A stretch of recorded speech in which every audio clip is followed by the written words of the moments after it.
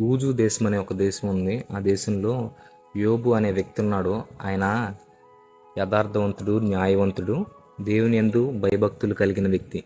ఆయనకి ఒక దినాన్న శ్రమ సంభవించింది. ఆ శ్రమలలో ఆయన ఏ పాపము కూడా చేయలేదండి.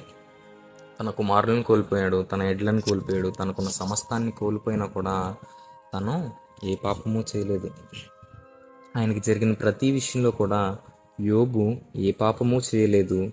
దేవుడు అన్యాయము చేసినని చెప్పలేదు.